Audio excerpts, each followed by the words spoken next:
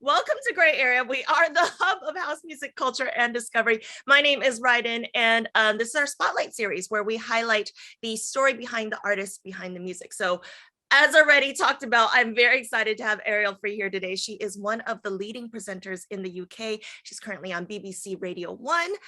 She started on Ministry of Sound. She's also an incredibly successful touring DJ. She's played everywhere from Glastonbury to Creamfields to Printworks. She's also a label owner and a producer, which we're going to talk about soon because that is a relatively new title for her today. But welcome. Thank you for being here. No, thanks for having me. Like, it's so, no, I mean, like you say, I'm in radio, so I speak to people globally from a studio on my own without actually being able to see anyone. So it's just really nice to actually be on camera and chat to someone and not be. Yeah. I didn't think about that. Do you find a difference between when you actually have the person face to face versus just into a microphone? Yeah, because we have like callers on the video show. Like, we definitely like have a minimum of like one a day, and I'll chat away to them like they're my friend. I have no idea what they look like, obviously. But then what I do find really interesting now is that, especially having had a break from touring because of whatever has happened in the last few years, the pandemic and everything, is there might be people who come to my shows now who've heard me on the radio and from the tunes that I play on there. And like, I'm on a really early time in the UK, so I go on from 4 a.m. to 7 a.m. So from 4 to 5 is solely dance. It's just about getting you ready for the day, or potentially winding you down, because a lot of people who've worked through the night need that like last bit of energy, or maybe they're like in the club and they just want like another hour of like, you know, like beats or whatever. And then 5 to 7 is a show called Early Breakfast, which is a mix of like energy, but also like being aware that people are waking up for the day. And so kind of just setting the tone. So there's a bit of humor in there, as well as being really music focused, and then a bit of fun with some of the listeners. So it's really nice for me to see when I go to do a show, people come up and be like, I love listening to you in the morning. You're amazing. Or like, the BBC has like an app now, the BBC Sounds app, which means people can go back and listen. So if they missed it, a lot of people go back and listen. And because I play a lot of fresh dance tracks, so they want to know and be like ahead of the curve and be able to say to their friends, oh, I had Arielle drop this. And I had this feature called the Big Whopper. So you guys will probably know Whopper is a burger, right? And in the UK, it's kind of like, if something's a big Whopper, it's like a big massive, like, boof, like it hits you. We call it a banger, yeah. Like banger, like some people call it like a monster, a blast. But I wanted to do something different. So everyone was going bangers, bangers, bangers this and bangers that and bangers this. And I was like, I need to come up. The name that everyone knows is like a similar. And I was just like, this is an absolute whopper one day. And then it stuck. But whoppers can also be like a rude word for basically your boobs, right? So when I speak so I found once, and this guy just ran up to me, and I was with my boyfriend, and he was like, Arielle Free, I love your whoppers. And I was just like, and he was like, it's so good I listened to your radio show, because yeah. So no, but a big whopper, when I say it, is like, it's a tune that is going to give you that massive energy, and I think you need to hear it right now. And that's really become like a thing on its own, and I'm so proud of it, because you have your hottest record, you have, you know, your weekend weapon, your Friday fire, and mine now is my big whopper. And I have so many DJs who are like, are you gonna make my tune a big whopper? Like, do you know what I mean? So it's really a life of its own. So, and then now every time I play sets, people are just like, play some whoppers, Arielle. So it's good. I mean, that's a huge, honestly, as a personality, that is a huge milestone when you've coined your own lexicon in the world of music. Like, I mean, think how many artists like have a word that they made that is now an actual term. You know what, then I'm sure Burger King will have something to say about it. They'll probably come at me with it very soon. But also, because you know how like Carl Cox always has, oh yes, like that's his catchphrase, oh yes, oh yes. Yeah. Like inadvertently, I realize that every time I play a tune that I really love, I go, hey, and then like that's become a thing as well. So people are just like, I love it. Hey, and I'm like, oh, it sounds a little bit like Tony Soprano. But it's not, it's just like it's just a reflex reaction to like when you hear a great tune and you just played out for people, you're like, hey, it's great. How do you know what's the thing that makes you go, okay, this is worthy of an A or a Whopper title? I don't know. So like Big Whopper is energy. Like it's the song that's come into my inbox that week that it's like, poof, like I know all the words straight away. The beat is like all killer, no filler. Like it's just something that's going to set you up, whether it's like a massive big kick drum beat or whether it's a huge big vocal, something that puts a smile on your face. It's meant to be that thing that's like, oh, if you're like really tired or just not really like looking forward to the day, or you've had a really long evening, if I put that song on, you're gonna be like, what the hell is this? This is bang. I'm a huge fan of songs of words. I like, no disrespect to songs that just like beats. Like I'm here for that in the club and whatnot. When it comes to radio, a big, massive like vocal house tune, a big like banging beat with a like nice vocal on it. And it's like, yeah, that's it. That's the one. So something that people go, and even if it's like a kind of, we've had a lot of like 90s rave come out this year in the UK. I don't know if it's the same for you guys where you are, but we used to have this style called happy hardcore, which like back in the day it was quite cheesy, and it was almost like a bit laughable if you were a fan of it, but people were dedicated to this, like in the rave. And there's been a little bit of like sprinkling of that in the UK releases this year, like Ben Hemsley, like prime example of it. I think it's been making people nostalgic from like that time gone by, like giggling about the time they used to like dance around like with like glow sticks as like a teenager, and then suddenly is actually part of like tunes that are like filtering into the radio now. So yeah, I'm always like here for when genres come back, but then maybe like modern edge to it, like so like a 2021 spin on it, so or 2022. Well, there's always, as a DJ too, right? There's always a fine. There's a few years where a song crosses the fine line between being played out and then all of a sudden being a classic that you're bringing back into the sets, right? Yeah, it's funny to say it because we do a show called Dance Anthems, and like for 2 hours it's just classics, and we're like, well, what qualifies a classic? Because I remember this conversation. So Disclosure brought out this track. It was like a B-side called Bang That, which was like really well in the club. And then, but it was an album track. It was never like a single on its own.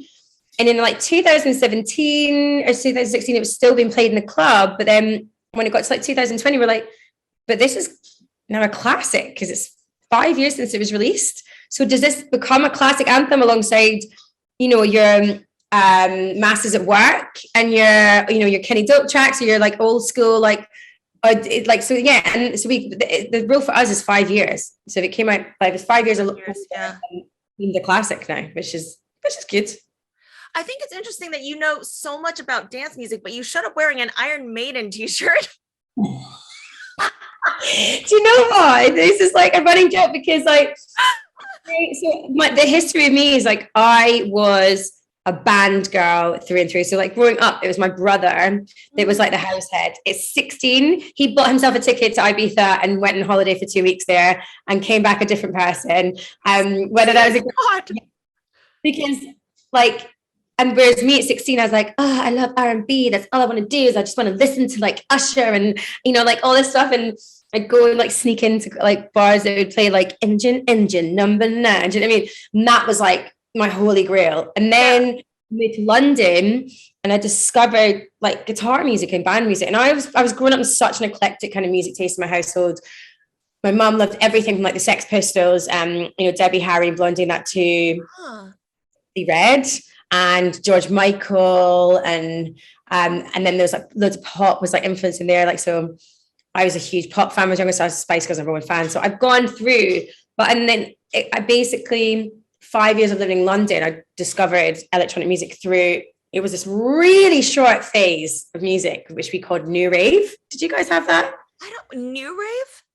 Yeah, like out of New Rave. So like New Rave was like Klaxons, Boys Noise. And I didn't like, it was basically full on rave, fluoro. We like dressed head to toe. Like I used to go out in a neon I Love NY t-shirt with bright purple leggings, like proper like science goggles and a cagoule, like a waterproof like jacket in like neon, and then we'd have like glow sticks and a chain around our neck, and we're like, look back at these pictures. I can send you some of these pictures. Yes. Look at these pictures. I'm like, what was I thinking? But if it wasn't for New Rave, I would never have gone to Hyde Park in 2007 and witnessed the geniuses that are Daft Punk. So I had bought a ticket to see Klaxons because I was like diehard #1 Klaxons fan. And my friends were like, we need to go see these guys called Daft Punk. And I was like, kind of heard that song. They're all right. Yeah, who are those guys? And then they like blew my mind. Like I'd never seen an act like this. I hardly knew any of the songs, and yet I came away singing like wow, wow, wow, wow, wow, wow. I mean, like I was just. It went from like daytime to nighttime, and they were in their little pyramid, massive pyramid, and like as the like sun set, like their helmets lit up and all the lighting, that production. And I remember just thinking like I've never, and even to this day, slamming on my number one gig, and then that was me.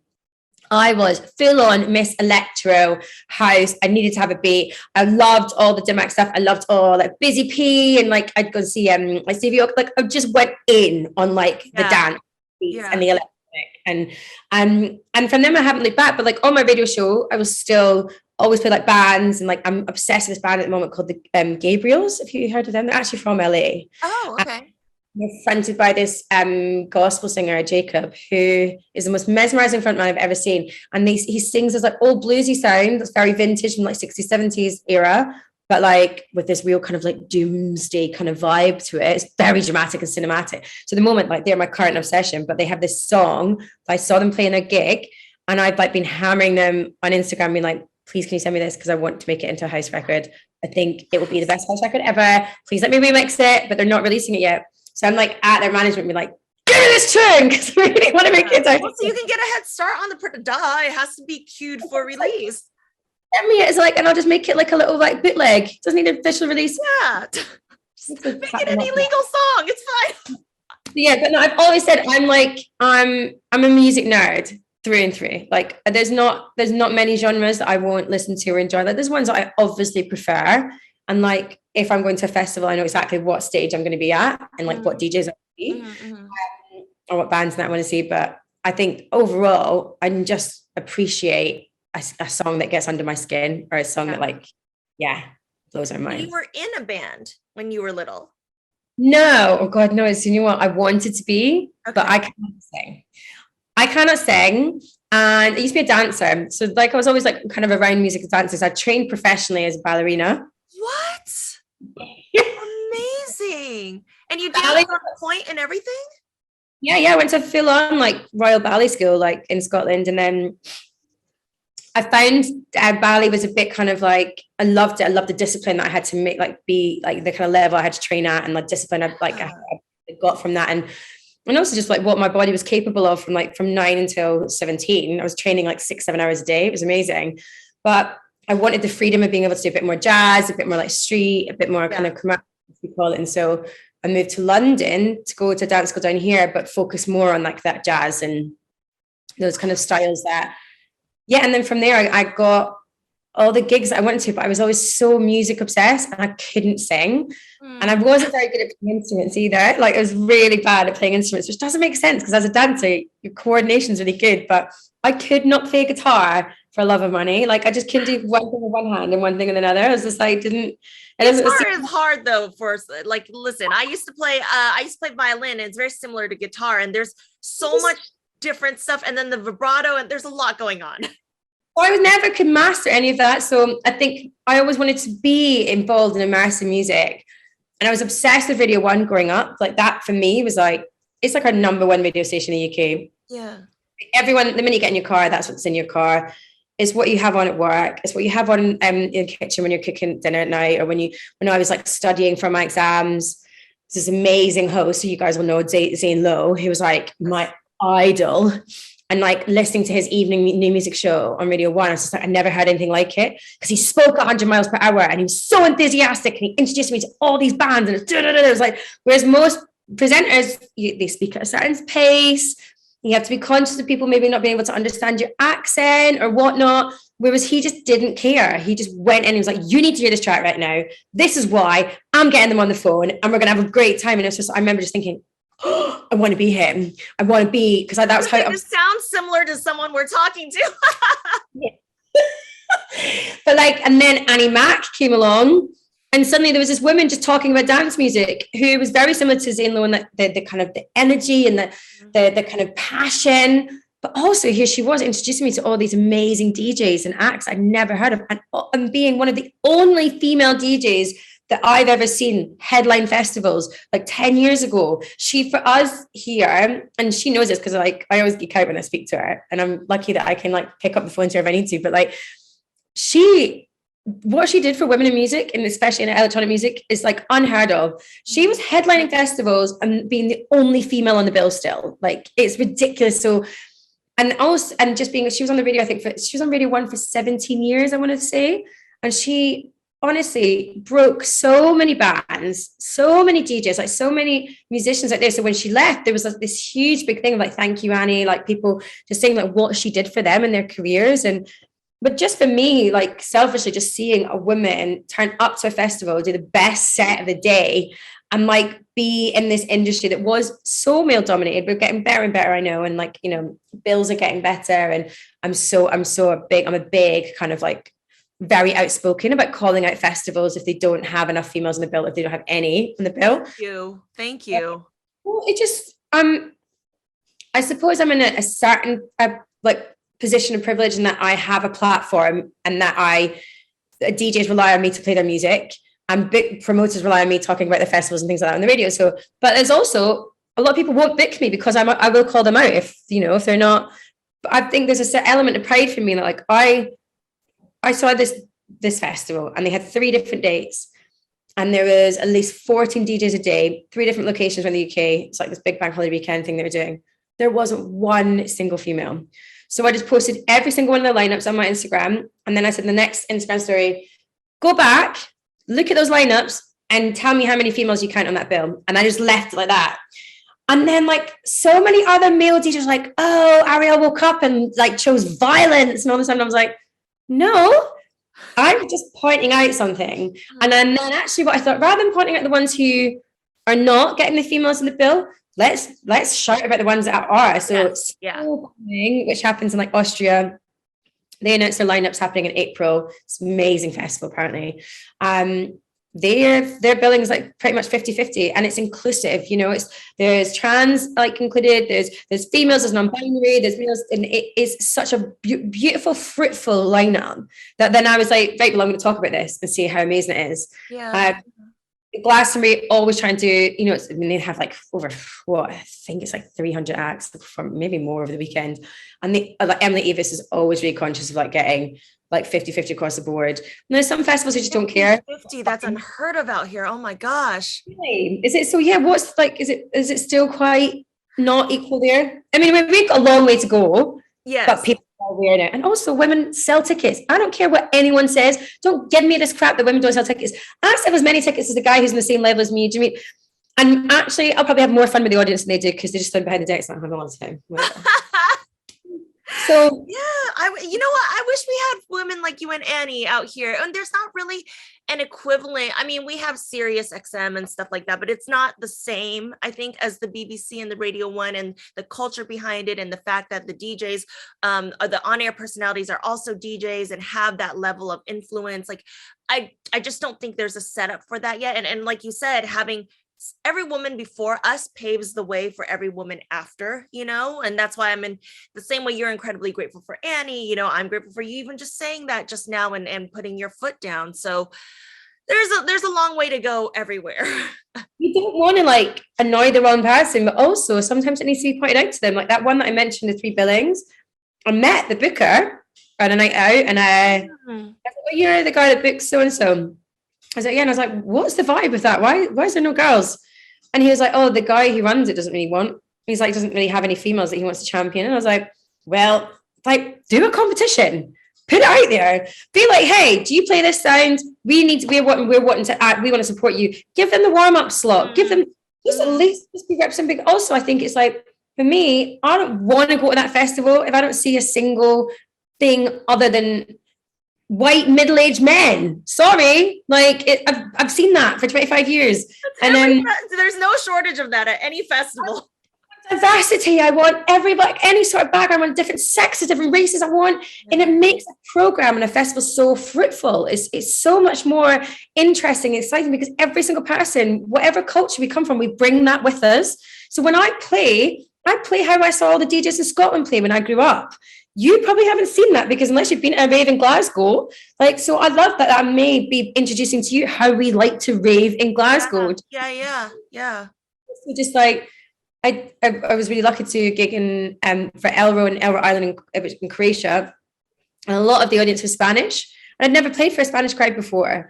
And then as you're doing the set, you kind of see like what they vibe into. And it's just, that's what's so beautiful about it, is like, we're lucky we get to travel as agents. You get to pick up all these. So it's just so boring if it's just a boy and his mates. And they're all just like, and I can't say it, but just like, swinging their bits around and being like, whoa.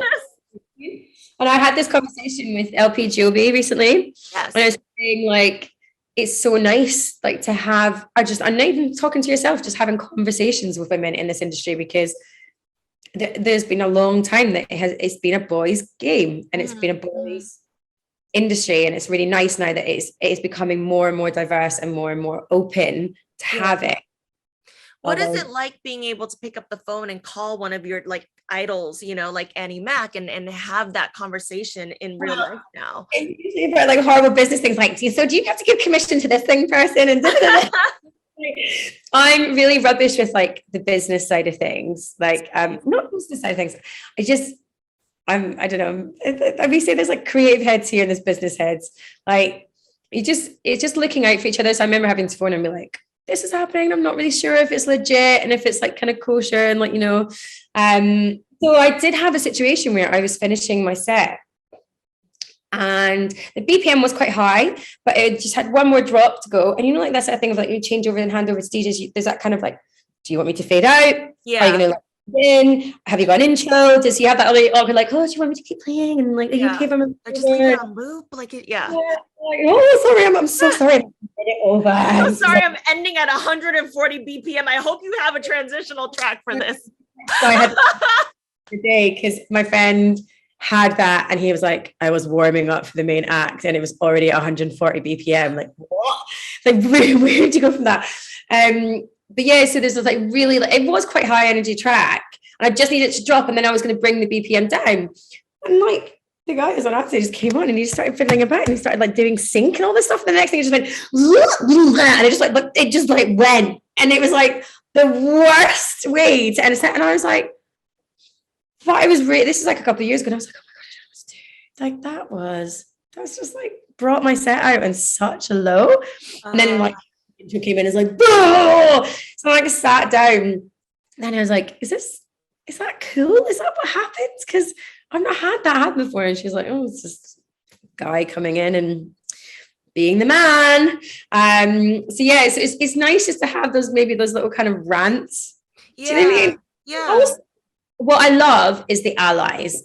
Like the men who are allies, the bookers who are allies, the managers, the programmers, all those people. Like there are so many men in the industry who have got me to where I am today. And for them, if it wasn't for them, their support and their advice as well, I wouldn't be in this position. And I hope that will continue, because I know a lot of guys out there who've been really supportive are the ones who will book me for the big shows. And so I'm not here to like man bash and hate. It's just saying like, it's nice to kind of be at a festival backstage and you not be the only female, on that stage, and be like, yeah. I've had that before. I had it where I was told to change my outfit and to DJ. Yeah, it was like, what about your outfit? I've never seen you wear anything inappropriate. Not that there's really anything that can be inappropriate. Problem, because I wasn't dressed scantily clad enough. So they had this whole. You weren't scantily clad enough? Yeah, so like they had all these dancers who were in like bikinis, and it was like a kind of summer themed like a festival. I mean, the irony of it was that there was sand. They'd like put the sand everywhere, and then it just poured with rain all day. Like it became a pit of mud.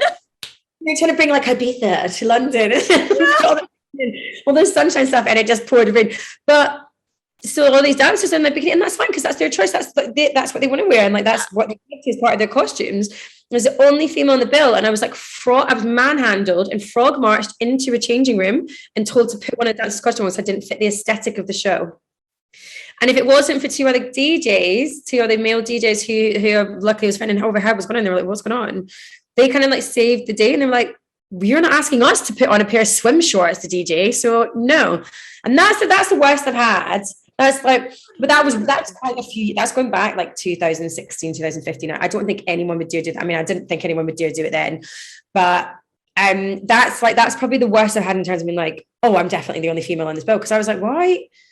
And it was just a stupid person who just had this like ideal of what the show should be and whatnot. And then, yeah, but like luckily people came through and they helped me. And, you know, the people who are running the festival, they came in, they were like appalled.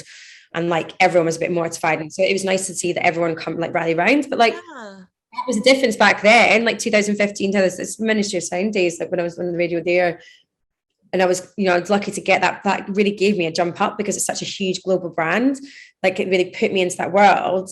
But then I was also, I'm still kind of one of the only girls at this time doing this and amongst.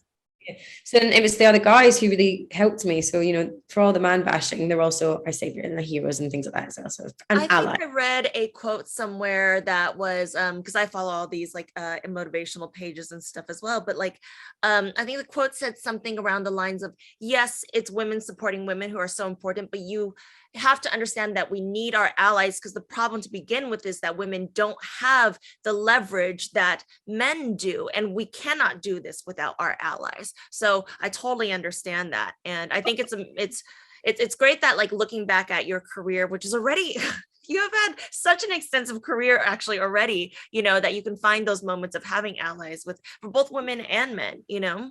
Yeah, and I think like without men calling it out and being like, I don't really want to be in that bill. Like I'm lucky. So my management team are 3 women and they are awesome. Yes. I adore them. And in the industry for years, and they have a lot of men on their you know, the roster as well. And I'm really proud that on their roster there's a lot of male DJs who will call out or be like, or say, I don't want to play that female at that bill because it's really male heavy. Or, you know, are you going to add any more like, you know, diversity or things like that? So I think it's become a bit of a movement here or a consciousness, and just even being conscious of it is such a huge thing. Yeah. I don't want to be like, you have to put a female in there to tick a box. I'm not here to tick boxes. I'm just being like, if you're conscious of it, then you start becoming aware of what is available to you as a programmer and a booker and a festival. You know, I run club nights as part of my label, and I've yet to have any less than 2 females in the bill. And there's only like 4 or 5 DJs in the bill on nights. So it's always usually like 50-50 or at least a minimum 2 females in the bill. So and people be like, that's really hard to do. It's not. It's actually not.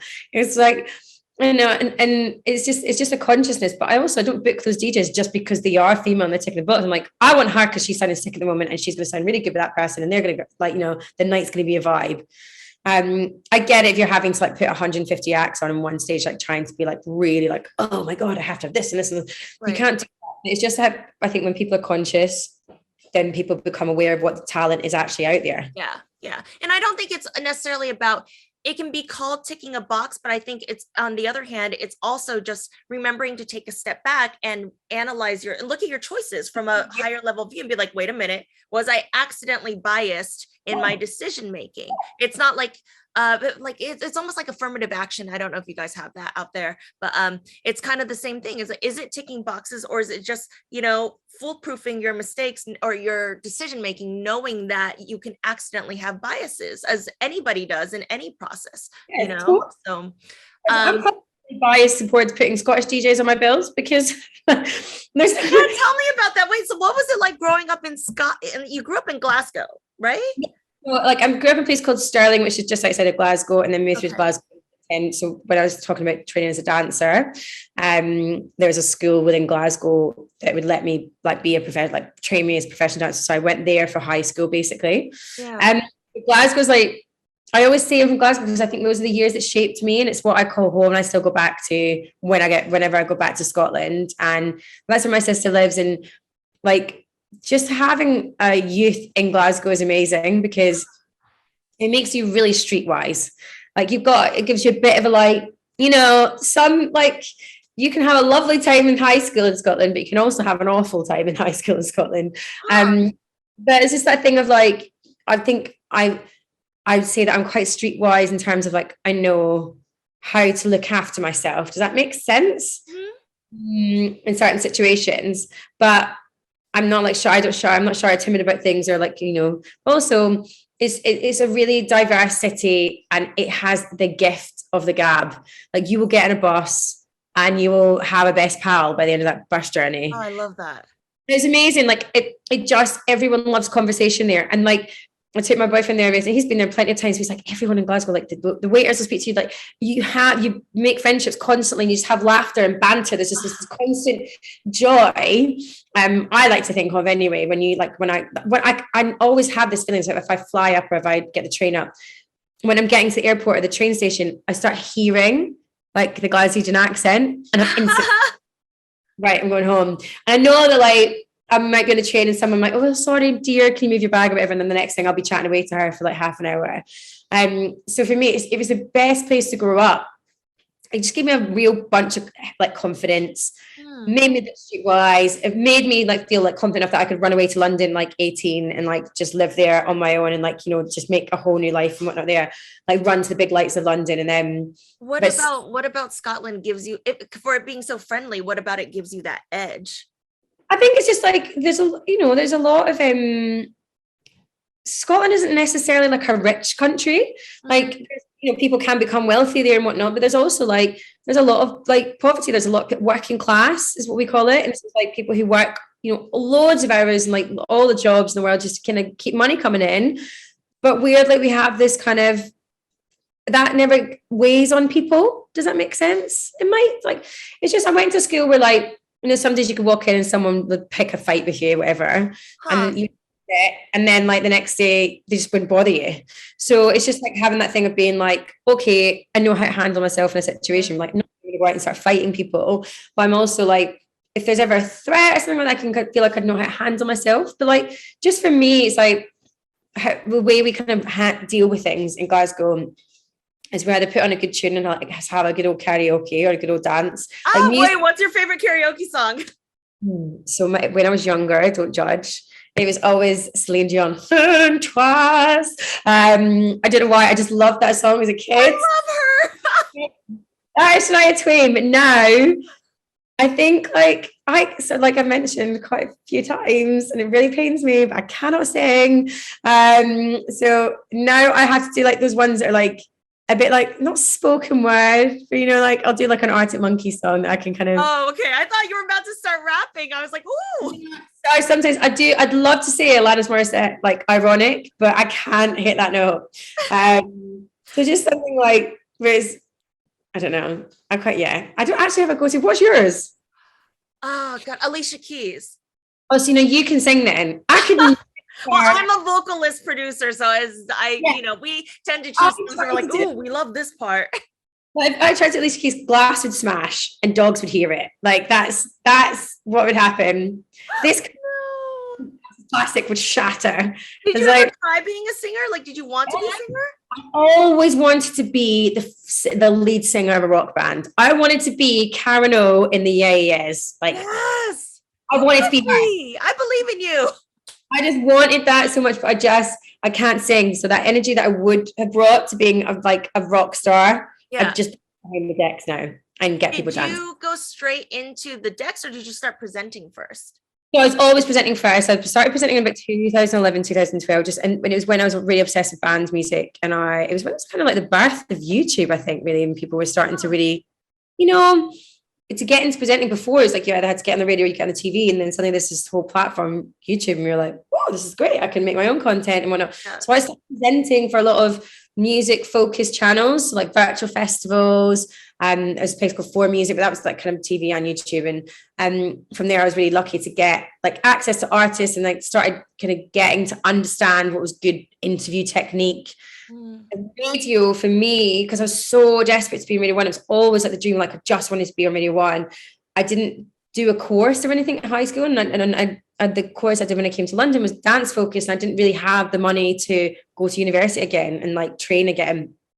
So I kind of would find these courses where I could in radio production and try and learn it that way. And then from there, I started getting on like community radio stations, internet radio stations. I was on Hoxton Radio for 5 years, which I never got paid for, but I just did a show weekly, 2 hours, new music, just so people could, like, one, could build an audience and people could see the artists I was championing. And then alongside that, I started doing a monthly mix show for Pyro Radio, which is this like pirate radio station in East London that like has decks in their studio. And I was like, I want to show people how I can DJ. And then it was when Ministry of Sound came along, they asked me to do the drive time show, which is basically like a breakfast show for like America and South America and whatnot because of the time difference. but it was a drive time show, the evening show in the UK. I was like, I can't front, this huge global dance brand's radio station and not really know how to DJ, like really know how to. And I dabbled in DJing, but it was very much like press, fade, down, press, like in between bands at like festivals and things like that. And I loved it, but I hadn't learned the kind of skills. And so I was really lucky when I was there. Ministry Sound's obviously been around for about 30 years. It's 30 years because it played their 30th anniversary this year. But they have some incredible. Did you learn to DJ then?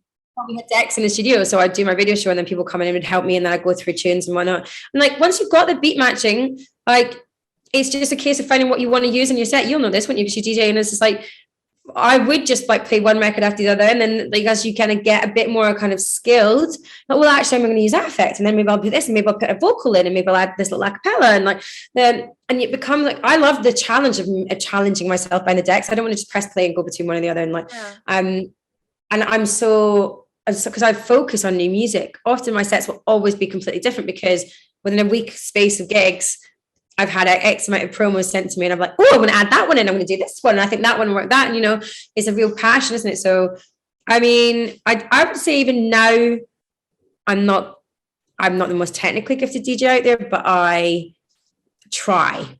I mean, I know like lockdown was amazing because it wasn't amazing. So sorry. Retract that. Amazing for certain purposes. Amazing for certain purposes, in that I set up my decks in my front room and started doing this thing called the Kids Kitchen Rave. Because I had friends who had kids who were having to be homeschooled, and then they get to like 3 or 4 o'clock in the afternoon and their parents would be like, they're like got so much energy, I need to get them. So I would do this 45-minute rave for the kids. Amazing. And it would have like EDM versions of Baby Shark and Billie Eilish and Liz Cavaldi, as well as like real cool house tracks, like trying to educate. But then I found the parents and kids were doing it, and it really like it snowballed. It was huge because like people would like every week were like, okay, what time is the Kids Kitchen Rave? Can you shout? And then I'd start shouting at the kids, and it was great. But then I was also, as part of that, I was like, I was on camera to a lot of people who were like watching, and the decks were like, oh my God. And I was like, I can't, I've got to be like slick with this. And I'm mixing songs that I would, I don't think I've ever played. See what I'm doing. I've never played Baby Shark before in a set. So first time for everything this year. Yeah, but then also I started learning production. So I tried to make music for many, many years, and I tried able to. And I felt like I was hitting my head against a brick wall because it just wouldn't go into my head. The way that kind of software works just isn't how my brain is programming. One of my friends said, why don't you try Logic Pro? And so I switched to that. Intuitive, yeah. For me and how my brain works, it just worked. And then that was it. So at the beginning of lockdown, so I locked in, like we went into lockdown in March 2020.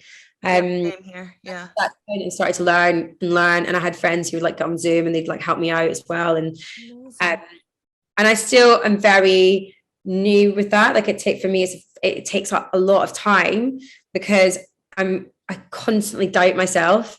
And I know what I want from certain things. So sometimes I'm not necessarily found all of the avenues to get to that point. So I'm still really learning that. But when I started producing, my sets got better because I started making edits for my sets where I was like, I'd always cut off that bit and so that definitely benefited my kind of playing out. But when I remember my first gig back, was it this summer? Like summer 2020, after a year, whatever, however many months being in lockdown, I played a Ministry of Sound club, and for the first 15 minutes I suddenly was just like I forgot what it's like like sound bouncing around you and like bass coming up behind you and like not hearing, because I had this whole like 15-minute not meltdown, but just being like, how do I play to a crowd and in a club again? This isn't my kids' rave anymore. This is so alien. Like I've gone from playing in my front room and like that. I didn't think, and it was so funny. It was like a running joke amongst loads of us when we meet at festival. Like, how's your gigs been? Like, yeah, I've had like the worst anxiety ever, and like I've been like, I had the worst imposter syndrome because also like, the whole of lockdown, I was still on the radio, so I was still building an audience. Then when came out of lockdown, wanted to see me play live, and I was suddenly in billings where I was a bit higher. I was sitting higher in the bills, and I was amongst a lot of my peers, a lot of people who I idolized and heroes. And I just put this pressure on myself. Like before a gig, I would be like this. And I would I remember playing Defected Creation and I had to hand over to Simon Dunmore and Sam Devine. And I'm like two absolute heroes and legends in the game. Yeah. And before my set, I was literally like, and my boyfriend had to tell me to go to my hotel room and just go chill out. He's like, just go into your hotel room, get on your computer and just go through your record box, just go. He's like, because you're having like a meltdown. And I did it. And then I just went through and I just reassured myself in my set. And then the set went so well. But like the whole of summer, it took like 2.5, maybe 3 months before I felt like I can get on these and I can do like the best set ever with my eyes closed. And even now I don't feel like that. I actually saw John Summit post a thing the other day about like, it took him like 200 gigs before he felt behind the decks this year. I think everyone felt like that, the pressure of going from playing in your front room in a live stream to playing in a castle where everyone was so hungry for the party and for the music, because we've been deprived of it in that environment. So I mean, and it's really nice because not nice, but when I've had that really honest conversation with some people, there's an amazing DJ called Jam Supernova who I love, who for me, one of the most technical DJs you've ever seen in your life. She is a wizard on the decks, right? And I mentioned this to her and she was like, oh, I've been so bad. And what she did, she started recording her sets and then she would listen back to the set. Yeah. So then, that clang wasn't as bad. And that little mistake, like no one heard that. And she was like, and it just put her at ease. And then I started doing it. I started like recording on my sets. And it's just that kind of assurance of being like, oh, I didn't, it wasn't that bad. Yeah, I remember, I think I accidentally, I think one of my not first ever, but like my first year playing out as a DJ too, like I had a live stream contract with this company. And because of that, I had to record my sets. And I did the same thing you did. I was like, oh my God, I don't even want to hear it back. And to like that transition and that. And then when I played it back, I was like, oh, that's not as bad as I thought. Yeah, I mean, the first set back I did, the first festival I did back was being recorded by Apple Music, and they sent it to us for approval, and I knew I'd made this like massive clang because it was just like you say, like just having to get back into it and whatnot. And then I listened back to it, I was like, oh my God. But at the time, I remember finishing that gig and coming on stage and everyone being like, whoa, that was amazing. Oh, amazing. Just in your head, you're just like, that was the worst thing ever. But it was like everyone was there and they danced and they had a lovely time. Everyone's going to make mistakes. That's the beauty of live music. All that matters. Honestly, as a DJ, if that happens, you've done your job. Nobody is sitting there doing the technical analyzation that you think they are. And by the way, it's similar with production too, which I know is you're getting more and more into it. It's like, we think producers have a tendency to want to produce for other producers. And we forget that your average listener is a fan, the same way they are of your DJ set. They're not going into your Logic session and being like, did she use this synth or was this a sample? Like, no. Oh my gosh, why has she done that? Yeah, I know what you mean. It's just that thing, isn't it? But then also it is the beauty of being able to win an audience who don't know you, I think, is the best thing. Yes, it's a little triumph for yourself. Oh gosh, okay, how am I going to play to this audience? And like, I was really lucky to play in Croatia a few times this year, which I'd never done in my career before. And then I got to play out in Ibiza, but in Ushuaia, which I played Ibiza Rocks before. It's a very British crowd. Venue too. Yeah. Ushuaia is global, it's massive, I'm there supporting David Guetta. And it's just like, okay, what am I going to pay for two? Yes, girl. And it's like, whoa! And it's going to start off empty because, like, you're the warm up. Like, it's just that everyone's going to be there for the big man, David. But then that's the beauty of it, because then you come off, and it's like having. I remember the booker like come up to me. She's like, "Oh my God, all my staff said that your set was amazing," because she was running in and out, and she's just like, "How was it?" And I was like, "Yeah, it went really well." And then I got asked back to play. So yeah, it's just like those small wins where you're like, okay, maybe I do know what I'm doing sometimes. Girl, imposter syndrome only hits the greats. And that's what I've found. Everyone who's great at what they do has imposter syndrome. So just know that if you are in the level of, if you have the cognizance to question yourself, that means you're already on a higher level than the people who aren't. And that's the weirdest thing ever. But I've heard it in other people's interviews. And then I've heard it with the people I've talked to. I don't know anyone who's great at what they do who doesn't have imposter syndrome. So what do you say to yourself in those moments? Like, I mean, we all doubt ourselves before we get on screen or we get on the stage. Like, how do you do it? So actually one thing I stopped doing this year was drinking before a set or drinking during a set. Because before, like, you start DJing and you'd like be like, I'm here party, we're gonna have a good time, and blah. And then for that reason, I was like, I was very sober, but then I was also like I was overthinking and working myself up. So I had this really weird technique of like, I would have a beer and I would have it open, like on the side of this is not beer by the way, but I'm just using it as an example. You guys, it's totally beer. It's totally, yeah.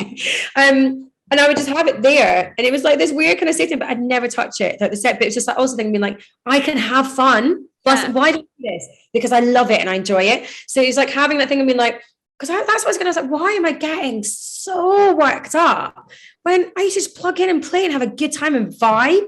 And it's just like, I think it is. I think now of like, people are recording stuff and you're playing to new audiences and, like I've gone a bit up in the billing and there's, like you say, the imposter syndrome. But someone said to me, if you didn't get nervous before a gig, it means you don't care. And I think, I really care about my job. And then I actually just remember starting my thing to myself was like, just have fun, enjoy it. Because actually for a while I stopped being enjoyed because I was just being like that. And then it's just the first 3 songs, get me through the first 3 songs and then fine. But then now I'm like, okay, I know, because I'm now 6-7 months into being back on the road and being back out playing again and knowing like what people like and what I like and what I want to play. And I think it's all part of the journey, isn't it? But I would always just keep saying to myself, just enjoy it. Because like, I could get hit by a bus tomorrow and I don't want to be like the last gig I had was me going, oh my God. God, that was an emotional roller coaster. Hit by a bus. That's my motto in life is I always just think, if anything was to happen, like, God forbid, whatever, but at least I know I've had a good time and I'm like, I enjoyed it. I don't want to ever leave this planet thinking like I didn't make the most of it. And, and I'm really lucky to be in a job that I love. So do you look back from where you started as an aspiring ballet dancer to now and being like, wow, like I did thing. Like, what do you feel when you look back all the way to I think everything area? I feel like so because I suppose you could say that I came to DJing quite late, definitely come to production quite late. Like I didn't get on a set of decks when I was 8 years old. And like I say, my brother was when I was 16, he was like house head vinyl and he'd bring back all these amazing like tunes and all that. By the time I was just like, I didn't care unless you were Usher, I didn't care. Okay. I think everyone, like when I do like, chats and panel talks and things like that, people are like, especially like people who want to get into the industry and are asking like, how did you get there? And they look at you, these like envious eyes. I'm like, first of all, there is no right path. Like there is not, like, there was this amazing like thing that was going around this like about age not being an like a number, like age is just a number because like it's something like the first woman to fly like walk on the moon was in her 60s. I don't know, I'm going to totally fudge this up. There's all these amazing things about people who'd achieve things over like 50, over 60, over 100, like all this. It's just like there's no right journey. Like I'm really grateful that I got into DJing a little bit later because I think if I got into it when I was like 16, 17, 18, I would have just gone full on into the party and might not really seen what I could make of it and how it could be a life, like, my life. And because some people can just dive in and they're just there for the party and then, the career doesn't really happen. But I think I've got a wiser head on my shoulders. And I think my journey as a ballet dancer led into me being a broadcaster because it was always about the music. And that then led me into being, a DJ. And it all goes hand in hand. And trust me when I say it, I love a good dance behind the decks. And every stage manager hates me because I am the DJ that jumps on the decks to have a dance on the decks at some point in the set. Yes. If it wasn't for that, here we do that all the time. Well, if it wasn't for that ballet core, then yes. So everything happens for a reason. Like, I've got good, strong calves that keep me jumping during my set. So, I do think land light on your feet. When you have to jump off the decks, that's the issue. Oh yeah. Jumping off them gracefully, not falling on your backside. That's the task. And I've done that many a time. I did it the other day. I was wearing a white boiler suit, like a big white jumpsuit. Yes. And I jumped off and like I had like the Converse on, they were really slippery. It just went. But luckily no one saw because I jumped off straight away and then was like back in the decks. Yeah. Wait, didn't you break your dress recently or something also? I saw you tweet about that. We will end this interview at some point, I promise. But like, I want to know about you breaking your dress. So I had the amazing experience of playing Mexico, which I've never done. And like for me, landing in Mexico and being like, so the backdrop of the stage is just like a white beach and like, like beautiful. Cancun is beautiful. I saw you were in Cancun. It's one of my favorite places. Yeah. Like, it was We Are Festival, which is a festival that happens here in Essex, which is very different from Mexico. But I mean, it's great audiences. But I didn't know. Yeah, I didn't know what the crowd was going to be like. And it was Wednesday. So this festival was like a week long and people had been there since the Sunday. I arrived on the Wednesday and I was going literally straight to the hotel, shower, and I'd bought this neon sequin pink dress. So I was like, it's going to be hot. I'm going to have my arms out because I don't want to be sweating too much, but also just like still like, because my visuals are very bright and I like being bright and whatnot. So I love it. I hadn't given it the jump test, had I? So like, I'm like 20, 25 minutes into my set. And when I started the set, I would tell you, talk about a challenge. It's like people had been there since Sunday and like all these kids would just like stood there and they were like, so tired. Like the guy who's on before me, so he's amazing, but he plays like quite like club, like chuggy, like do. And that inappropriate, yeah. The kids are just a bit like, oh, they hadn't enough sleep. And I think it was all inclusive. So they'd had a lot of alcohol like for the whole week. So I was like, oh, they were zombies basically when I started, and I was like, this is going to be a challenge. But I played like lots of like high energy and big vocal house and ones that they can sing along and like piano and just like the brass, the section, everything. So yeah, 25 minutes into my set, like jumping around, and it just goes boink. The tiny little chat just goes boink. Like I grabbed my baby. And then I like looked to like the side and I was just like, okay. So I like looked and I was like, I've got like 2.5 minutes left in this track, but I need to really get it. So then I kind of like tried to like tuck it under my armpit and was like trying to get the next track set up.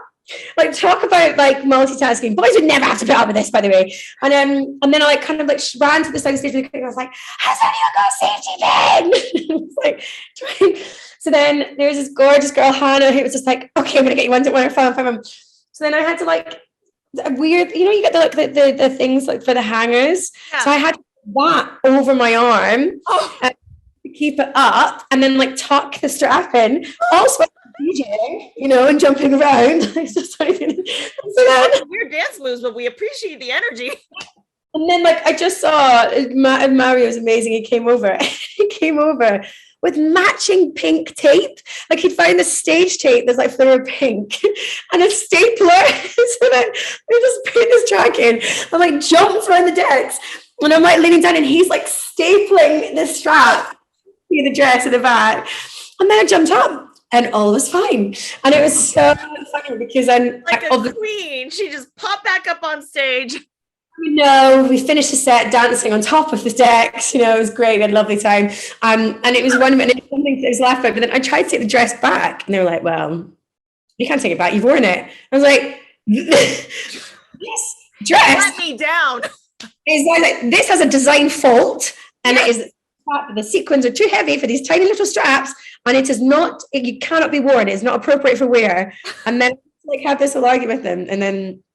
I mean, they never let me take it back. So then I just went and got it repaired properly. But like my friend basically put a thicker strap underneath it. Yeah. So it can like, it's because the sequins are so heavy. And it was like, you also did not give up on the dress. You're like, no, we're going to make this work. We're going to put new straps on.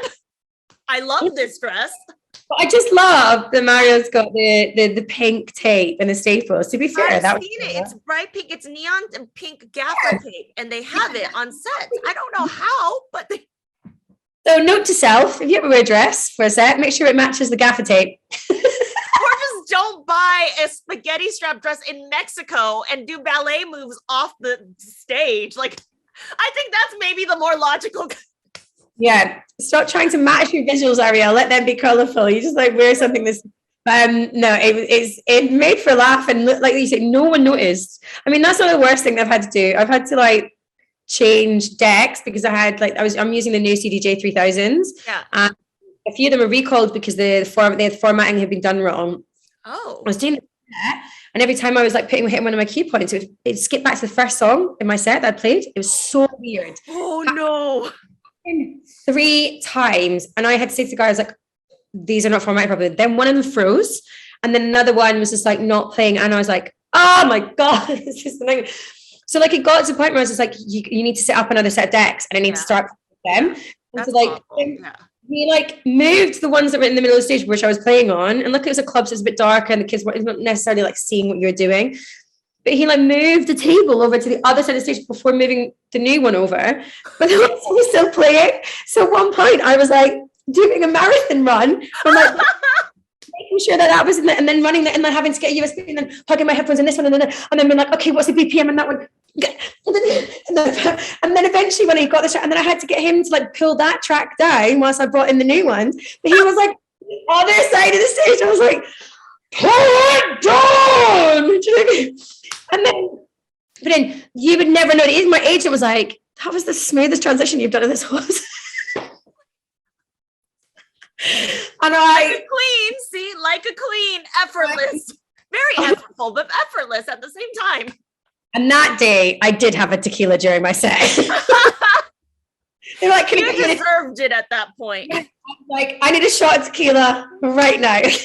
and it finished like amazing. It was one of the most amazing sets. But I will never forget that. Just like running, I looked like road runner, like running back and forth. You need to post a GIF, make that into just a GIF for like your own.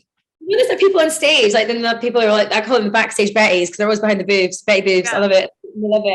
But they're always like calm, and they're just drinking, they're having a nice time, and they're just seeing me, this mad woman, just going. And then they're all just like, what's going on? What's going on? And like, I love that they were all also just like, apparently they're like, it looks normal, should be fine, keep drinking, should be.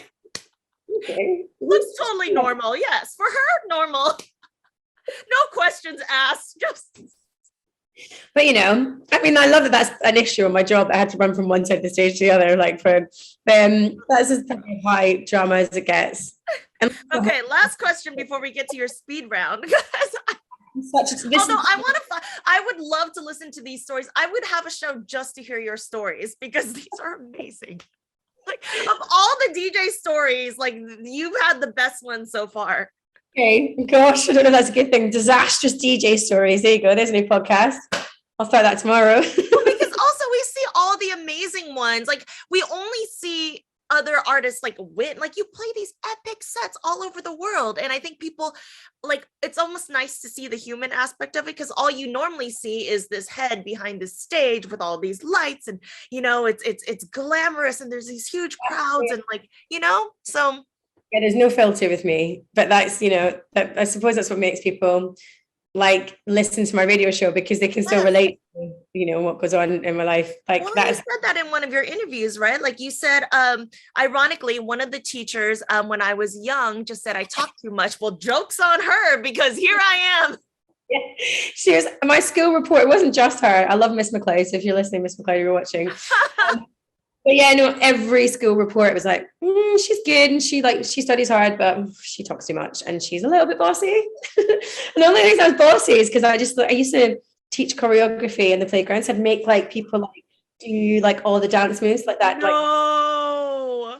And I want to. They're like, Arielle, it's just recess. Let the girls play. You're like, no, Anna, 5, 6, 7, 8. Yeah, exactly. And like, have you heard the new song from NSYNC? We are going to learn that choreography. Bye now. I know that you have your first ever musical release coming out this coming January. As a producer, tell me about that. That must be so exciting and nerve-wracking. Sorry, so actually it's a really weird journey. So the first track that I made was a track called Technicolor Kenny, which hasn't come out yet. And this is where I'm like learning a lot of stuff because I sampled a Kenny Loggins track. And I gave it to Annie Mac and she spun it on her radio show and loads of people were like, what is this? And I wanted that to be the first release on my label, Free Your Mind. And then I came into what is known as sample clearance. And how joyful that can be. So we put that in the back burner for a bit. And then this whole year I've been really lucky. Like I said, like I find the production side of things really it takes so much time because I'm still learning. I'm still like, you know, and so I've been really lucky to go into the studio with some friends and a good friend of mine he's an amazing DJ and producer. He was like, hey, like Icarus, who I've like loved for years. So like they've got an amazing studio in Bristol. Like you should go down and show them what you're working on and like you see whatnot. So I reached out to the guys and went to the studio. Their studio is incredible. Like talk about like studio porn. Like just like in there, like, there's just every sort of equipment you want. And they're incredible. Like they want like pretty much like sound engineers as well as producers. And it was so nice nice to go in and be like, well, this is what I was trying to do with this, and I wanted the stabs of this, and then we created the song together. And then actually they were like, we should do this as a collab, and they're like, maybe we should get a vocal. And I'd seen this amazing guy called Joe Killington, and the reason I love Joe Killington is we call him he's what we call a Cockney geezer. So he is East London born and bred. He's like, you know, when you watch Mary Poppins and you've got Dick Van Dyke, and he's like, you know, like chimney sweeper, like there's like it's like iconic what's the word, like, yeah, like if you're a Cockney geezer, you're Cockney, you're from a certain part of London, and you're really like, you're celebrated because you're very like, everyone knows what your character and what your traits are. But he's this real like Cockney geezer, and he used to like clean the bins, but he has the most amazing voice ever. And I asked him if he'd want to like do this, put the vocals to this track, and he went into the studio and he like sent me a few things, and he's like, I'm feeling like the Real House vibe in this, and he just like put the vocals down, and then he smashed it like in one afternoon. And then by chance, I mentioned that I'd been making this track to a guy called Wes Saunders, who looks after a lot of the Defected and D for Dance signings, and he's like, well, send it to me. I was like, okay, because I didn't feel like I was ready yet to start like actually sending my music to labels and whatnot. And like I wanted, like I say, I'm always doubting myself on that side of things, and like don't think I'm good enough yet. And I sent it to him, he was like, this is a banger, we want to sign it. And I was like, what? And then yeah, like the whole team has been amazing, and we got it mastered, and then we're putting it out on the 14th of Jan on D for Dance. It's kind of me in a track. It's like everything I love. There's a little bit of a disco edge, real house vibes, gorgeous soulful vocals from Joe, who's lovely. And I road tested it in a club and at festivals. And it's like, for me, I didn't know if it was going to like transit like over, because I see it more as like a kind of radio dance record, like an entry level dance record, I'd call it. But actually, having road tested in the club, it works so well because it's one of those moments where it's just like pure joy. The vocals are all about, I've got a love to give, we've got a love to give, and it's a love that's real, and it's great, and I'm so proud of it. And then yeah, that's the first of like 5 more that are ready and waiting to come out. Yes, all coming out on Defected? No, a different one. So I don't know, and there's all these things like I don't know what I'm allowed to say or not, but like technical Kenny somewhere, that will be a Free Your Mind release. And Free Your Mind, I've got 2 more other releases from producers who actually come out of Scotland, who I'm really excited about. I'm like, one of my ambitions for 2022 is to have more music come out in Free Your Mind. The reason I set up that label is because I really just want to have a home for uplifting house music, because that's what I like and that's what I really celebrate.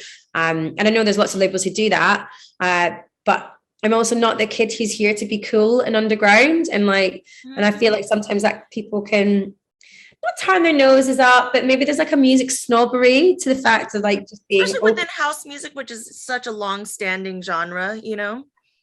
Mike, I think it took me a while to realize I'm not one of the cool kids. I'm not one of the underground kids. I'm not going to be playing your underground techno rave until 10 o'clock in the morning.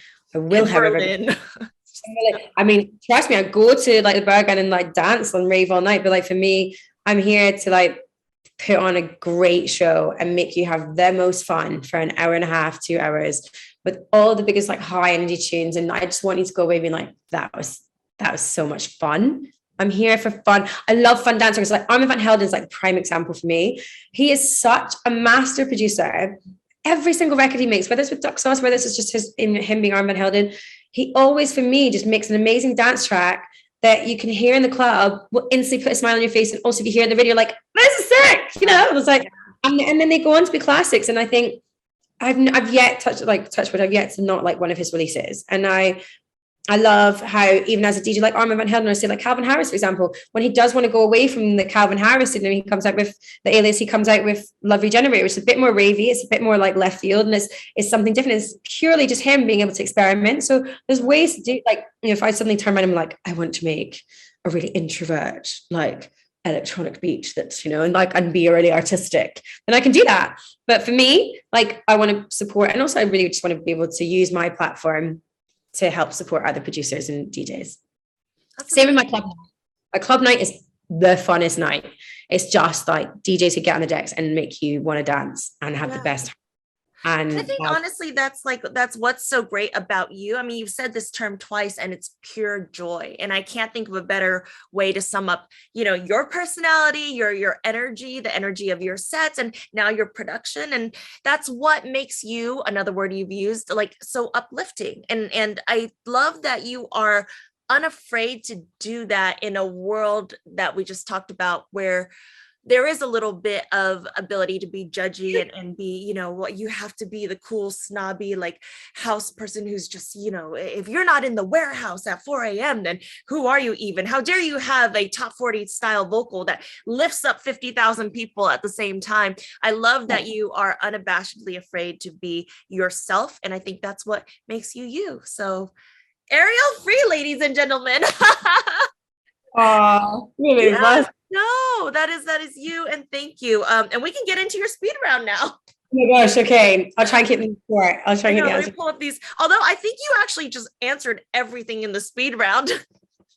Okay. You were the easiest interview ever because I had to ask 0 questions. You answered all of them. Oh, sorry. I've got How did you presenters interview each other? It kind of diarrhea. It's just like because you have the gift of being able to talk, you just be like content. Well,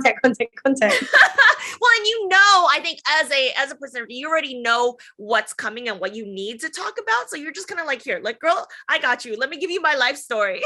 Yeah. Okay. Love it. Literally, my first question on here would have been favorite karaoke song. Oh, really? Yes, it literally says. Love it. Oh, you know what? Perfect. Let me ask you some of the things that we didn't get to. Okay. You were explaining first footers. First footers. So in Scotland, in New Year's, we call it Hogmanay. That's New Year's Eve, and we celebrate a New Year like big. Like we have 2 days holiday for Hogmanay and only 1 day for Christmas. First footers is where it's the first person to step foot into your front door or into your house on New Year's Day. And a first footer, you need to come in with a gift. So whether it's like shortbread or maybe a wee dram of whiskey, and then you share like these gifts together, this joy, like this kind of, like just it's all about welcoming each other into each other's homes at the beginning of a year. You're welcoming your neighbor. And we had a neighbor next to us, and where my mum used to live in Calendar, who really used to love first footers because Stuart used to always have a bottle of whiskey for him. And they'd have a little drama too on New Year's Day. So first footers is a thing where you're the first person through your door on New Year's Day for a brand new year, and you celebrate that. You welcome them in. I wish we had that here. That'd be so dope. New Year's resolutions? Oh gosh, be better at producing. You have like 5 records coming out on huge labels. You're clearly fine. Be better at producing. Try and get rid of as much negative energy as possible. Try and exercise more in between the lack of sleep, because my show, I have to go really early, so I need to be better. My schedules get exercising, but also have fun. Yeah, have fun. Favorite Spice Girl?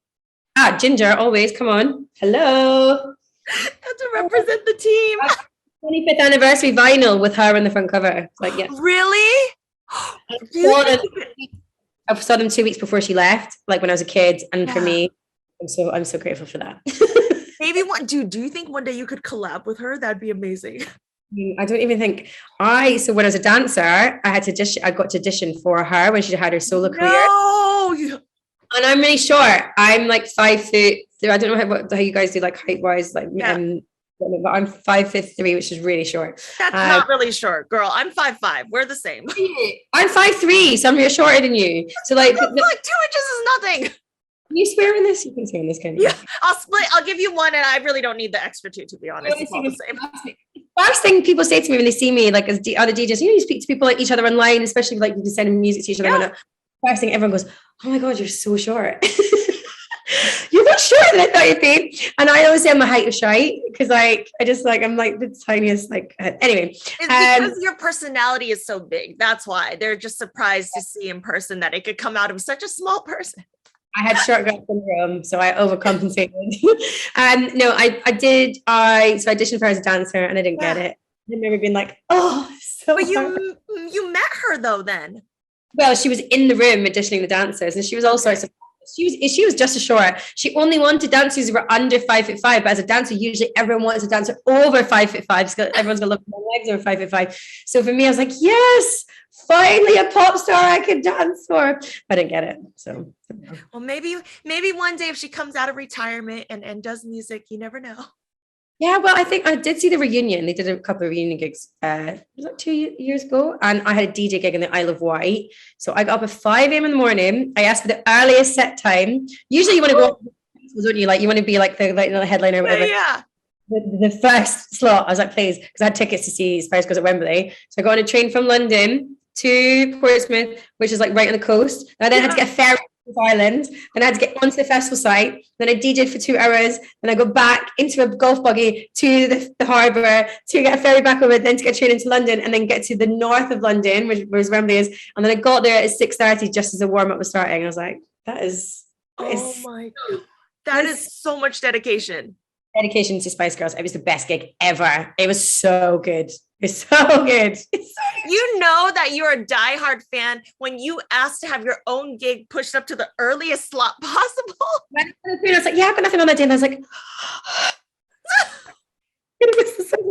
and then I was like, and I had a gig the day before, so I was like, I can't say no to this gig. But also, so I was like, I can't say no to the Spice Girls. Yes, I was like, what do I do? Earliest time I can play. And they're like, 1 till 2, 1 till 3. And I was like, okay. And I got back into it's 8. How also like public transport usually lets us down in London. How every single train, ferry, bus, golf buggy, taxi worked that day. I'm so grateful for. Listen, the world knew. They were like, listen, this is her one wish in life. It is very important. Everything was, well, what is that quote? Like when you really want something, the universe conspires in your favor. Yeah, I manifested that to all go fine. Yes, amazing. That was really inspiring because I was like, I'm going to make a tune that's like a dance icon with Spice Girls. Come on. Yes, I'm here for it. Okay, correct pronunciation and explanation of your name. You told me this beforehand, but I wanted everyone else to hear it. So my name is Arielle Free. It's spelled Arielle. Arielle is the male version of my name. So like if you say French, ELLE is female. That's obviously how you say my name. I always give people, so I have a thing, I give people 3 strikes and then they're out. So if they say to me, hi Arielle, nice to meet you, I'll be like, oh, sorry, it's Arielle, like an apple. And they go, okay, fine. Yeah, okay, so Arielle, could you come over here? And I'm like, okay, it's fine. Like, so that's the first mistake is always the first mistake. It's fine. But when I corrected you, then, okay, fine. So then they go, oh, Arielle, can you come over here? And I'm like, oh, God. I'm like, I'm really sorry. It's Arielle. And they're like, okay. Then they do it again. And I'm like, okay, that's 3 strikes and you're out. I've given you every opportunity. Yeah. Or like missing in the film, Ariel the Little Mermaid turned up a year after me. My mom really doesn't like Disney. She really hates Disney now because of it. But is when she sings in the film. Also, Sebastian the Crab does it perfectly. Ariel, like Ariel, because he does. You're right. So, but she also sings. So I just think Ariel. That's easy. Right? By the way, you do have a great singing voice. I can hit one note and it is that, So yeah. Now I'm mortified. I've been saying your name wrong the whole time, and I've been trying so hard. No, and that's the other thing because there's no one in the UK called Arielle. Like I'm named after a French girl that my mom knew from traveling when she was younger. But then as I got older, I realized Arielle's quite common in America, right? Like a lot of girls are called. I've never met another. No. Oh, I was told, like, someone said to me once, he's like, oh, Arielle's as common as Sarah is in like the US. And I was like, okay, that's cool. But no, obviously it's different accents because look, say the L, and so some people say Arielle, and that's how I'll say Arielle, but then some people say Arielle, like, and they kind of swallow the L's, but then that's their accent. So like, it's just as long as, if you're not calling me Ariel, which you have not called me Ariel once, you called me Arielle. It's just like, and also Ariel's so funny because like, it's a washing up powder. It's a metal probe that has really good reception. Is it really? There's a lot of jokes that can be made if your name is Ariel, but my name is Arielle. But also, like, those people when they text into the radio show, they call me Adele because they're just like, okay, an L, Adele. Someone once spelt my name R-E-L, Because I was like, Oh, like Rel. I get that because like Arielle, R-E-L. So yeah. Wow. Yeah, There you the go. accent does make it difficult too, because Americans we pronounce it differently. So then it sounds terrible because we're like Arielle, like there's no way to But you're not sorry. calling me Ariel. As long as someone's calling me Ariel, but then it's just really funny. Like I did a radio interview recently, and the woman was like, it was quite serious. And she's like, okay, so Ariel, we're gonna do this and that. And I was just like, oh, just so you know. And she was Scottish, so she had no excuse. And I was like, just so you know, it's Ariel, not Ariel. She went, okay, fine. And then she was really specific. I thought, she didn't listen to me. And then she like was just like, and speaking to us about the subject today is Ariel free. And I live in radio. I was like, I never used to correct people, but I thought, do you know what? As a radio host, it is one of our jobs to get the pronunciation of someone's name right, or whatever we're talking about. We need to know our subject. The first thing you said to me, like, how do I pronounce your name properly? I want to get it right. That's professional. So the fact that she had been corrected and failed to listen to me live in video, I went, hi, Susie, I'm really sorry. It's Arielle. And she was like, oh, sorry. And I was just like, yeah, no, I tried to explain that earlier. It was really yes, queen. I just thought, no, because you didn't listen to me. I said, just so you're aware, it is Arielle, not Ariel. But then also I did a TV thing, and this girl called Steffi was lovely. She was calling me Ariel throughout the whole interview, and I thought I can't say to her, because she had producers and whatnot, so that should have kind of been their job to say, just so you know the pronunciation. And then at the end she went, I'm really sorry if I've been saying your name wrong. Is it Ariel, not Ariel? And I was like, yeah. And she's like, I am mortified. And I was like, well, I just didn't want to, it was like, you fine. If someone it's just that thing. I'm so used to it. But yeah, it's just, I think if it's three strikes here. I mean, I had a ballet teacher called me Ariola for years, and he was so sweet. No, I couldn't correct him. I just couldn't do it. I was like, there's so many words that just did you know that we all say Rihanna wrong? She, in her interview, she always goes, hey, it's Rihanna. And yeah, we say Rihanna. What? We don't say Rihanna. We say Rihanna. We just say, the entire world here goes Rihanna. The radio says Rihanna. Everyone says Rihanna. And all of her interviews, she goes, hey guys, it's Rihanna. And I'm like, is no one hearing this? And then Donatella, no, I'm going to say it wrong. Versace she just did a thing too. And she was like, they were like, what is your pet peeve? And she goes, everyone says Versace. And she goes, the name is Versace. And like the interviewer then goes, oh, so sorry. So with Versace, and you just see her go, how do you say it? So we would say Ariana Grande. Would you say that, or Ariana Grande? Ariana Grande, and I think she says Ariana, so it's right. Okay. But we say Rihanna, like Rihanna. We say Ariana, like so. It's like it's just like action, isn't it? So like we wouldn't say Ariana. It's Mariah. So because it's one of those things where if it's so wrong or so. We've said it's wrong for so long that if you say it correctly, people actually look at you weird, Yeah. Like if I run around saying Versace, people are going to be like, I'm sorry, what? Like someone once said this guy's second name here in the UK, he's like on a TV show called Jamie Lang, and they called him Jamie Lang. And he said in an interview, this is like 4 or 5 years after he broke on TV. He's like, no one says my second name right. It's Lang. It's not Lang. It's just spelt that. He's a bit Scottish and his thing. I was like, so why I always say Jamie Lang? And people are like, who are you talking about? I'm like, Jamie Lang. And they're like, oh, right. So yeah, it's funny.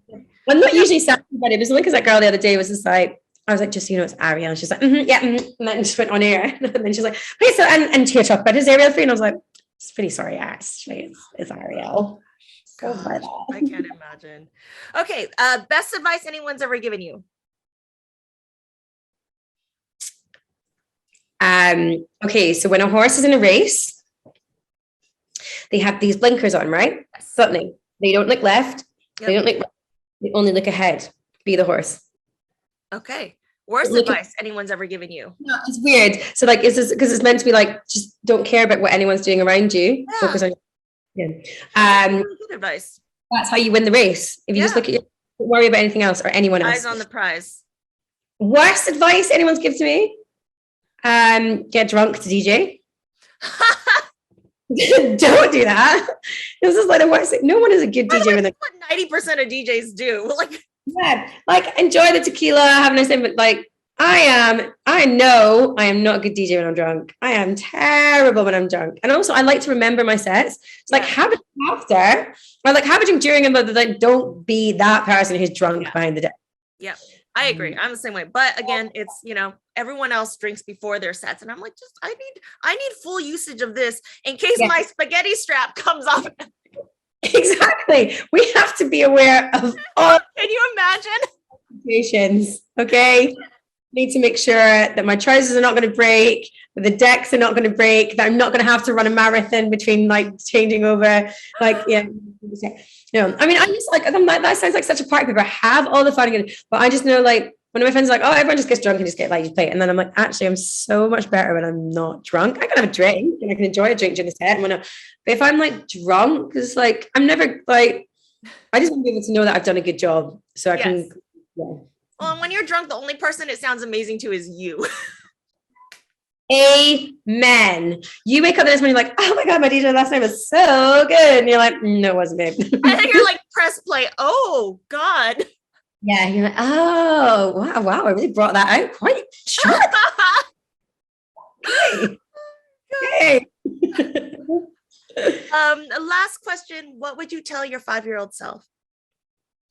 Like, girls can do it just as good as boys. Mic drop, mic drop, mic drop. Arielle Free, ladies and gentlemen, she is pure joy. She is uplifting and she is bold and courageous and such an icon for all of us. Thank you for paving the way for the women after you and doing what you do. You're of course watching Gray Area. We are once again the hub of house music culture and discovery. My name is Ryden. You can find me at official Ryden, and of course she is at ARIELLE Free. Yeah, all out there. Like buy one get one free, not like the Digit 3. Yes.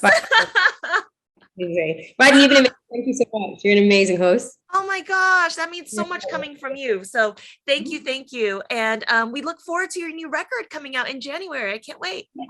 And then hopefully I'll come over and see you guys soon. I really want to come play America. Amazing. Thank you.